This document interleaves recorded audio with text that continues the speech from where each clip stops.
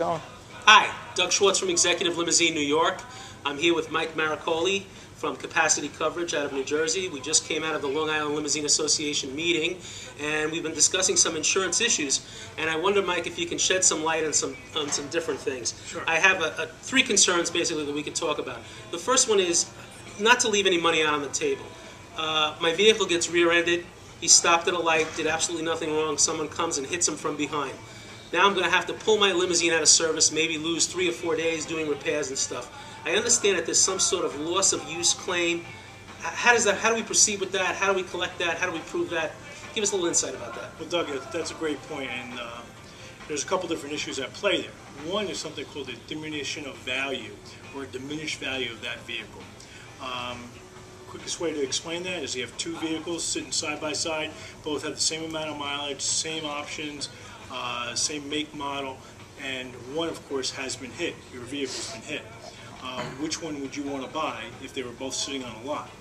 Well, I see sometimes that, my concern would be, I see sometimes that even vehicles have Carfax reports on them. Exactly. So if I owned a new limousine, let's say, and we own it for a week, and I paid X amount of dollars for it, and somebody comes and hits the vehicle from behind, now it's got a Carfax that the thing has been wrecked. Correct. So if the accident that you were involved in was your fault, unfortunately, under a first-party claim, there's really no way for you to be reimbursed for that, because an insurance company is only going to pay you the actual cash value of that vehicle, okay, or a stated amount, depending upon the type of policy you have. So they are going to be able to put you back in the place that you were before the loss. However, in the other situation that we're talking about, where it's another party was responsible, under a third-party claim, you have the right to be restored. Now, an insurance company will tell you you don't. However, I'm telling you that if you push hard enough and you get the right people involved. In my office, we happen to have an in-house claims person that specializes in this, and they will actually go out and get another third party that will come in and actually compute, if you will, this diminished value and help you get paid on that. Okay. So it's important, and you are entitled to it, again, if someone else's negligence caused your loss. So that talks about the actual value of the vehicle being worth Correct. less after it's been damaged. Correct. How about the loss of the use of that vehicle? That's a vehicle that's going to go into the body shop. It's going to take 7 days to repair. I'm going to have to pull a limousine out of service, and I'm going to lose sales. Is there some way to collect that? How do we prove that? How is a situation like that handled? Okay. Document, document, document. The more information that you have to show an insurance adjuster, the better off you're going to be. Tax documents, tax returns, copies of course, trip tickets for this vehicle that's going to go out back on the road, or in the past what happened. So we can kind of monitor what, if you will, this vehicle is worth to you on a daily basis. And this should be something that your broker fights for to make sure that you get from the insurance company. I think that these are all very, very valuable points and things that, us as operators should know not to leave any of these dollars out on the table. And tell me, in closing, Mike, tell me, what does a driver do when he's involved in an accident? What are the steps that he should take immediately following?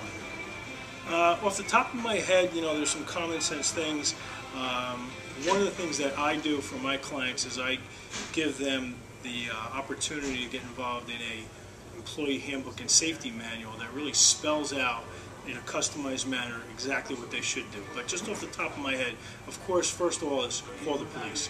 We want to be able to document the accident, get somebody there, take the police report. The other thing is we want to make sure that there's no injuries, especially to our passengers or to other people. Once the area has been secured, we want to make sure that we take pictures, especially if the accident is not your fault.